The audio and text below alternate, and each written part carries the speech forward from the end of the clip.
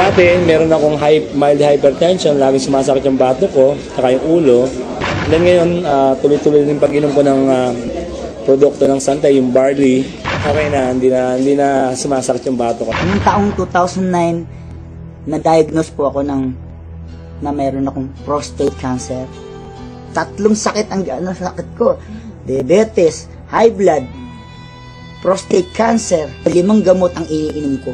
Ang payat-payat ko na noon, talagang alam ko mamamatay na ako. Kaya nawalan ka na ng gana sa pagkain, nawalan ka ng gana sa buhay. Parang bumigay na ako. Pero sabi ko nga, pag binigyan ka pa rin ng pagkakataon ng Panginoon Kristo na mabuhay, yun ang pinakamaganda. Biglang nag-umuwi ako sa Pilipinas, bigla ako nakilala itong Santay Barley. Ako'y umiinom na, nagsimula na ako uminom. Naramdaman ko, lumalakas na ako. Nawala na sakit mga tuhod ko, nakakapag-concert na uli ako. Ngayon, sumasayo pa ako, nagayayabon uli ako. Ang hirap kasi magkasakit sa panahon ngayon, lalo na ang hirap ng buhay. Nagkaroon na kasi ako ng ulcer. Unang-una, hindi ako nadudumi. Every 3 days ang dumi ko.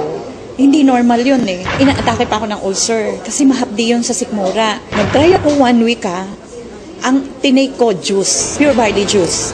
After 2 weeks napansin ko, twice a day na ako dumudumi. Totally na-heal ako. Siyempre, una pa rin si Lord dyan. Pangalawa lang, ginamit lang niyang instrument ang barley. Hindi mo pwedeng hindi i-share yung product. Kasi ibang klase, pagka nakatulong ka about health, wala na. Hindi mababayaran ng pera yan eh. Yung father ko po kasi lumaki yung 2 paa niya dahil sa arthritis. Hindi na po siya nakatayo with the span of 4 months. So sa daming gamot ko na iniibigay ko sa kanya, wala pong kulang doon. Pero dumating yung barley, nakita ko, napatayo ko uli yung father ko na balik sa normal na gawain. Ang particular barley na ginamit niya at first is yung juice talaga.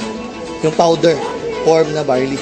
Ang hindi ko lubos maisip, paano siya napatayo ng barley, it's just a matter of 2 days.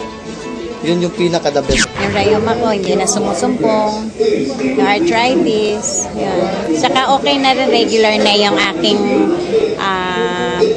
pagdudumi. Pang-FW ako. Pagbalik ko dito sa Pilipinas, high blood ako. 150/100 eh.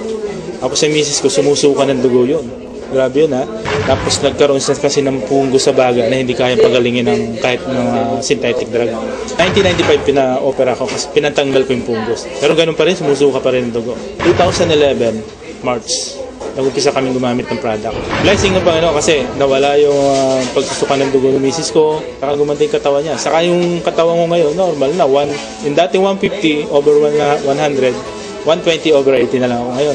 Saka nawala yung mga arthritis ko yan, sakit ng baywang ko. Nung nagkaroon ng dengue yung anak ko, isang friend ako na nagbigay sa akin ng barley. Na-amaze ako nung pinainom ko ng barley yung anak ko, 2 hours lang, nag-normal lahat sa kanya. Kahit ang doktor nagulat.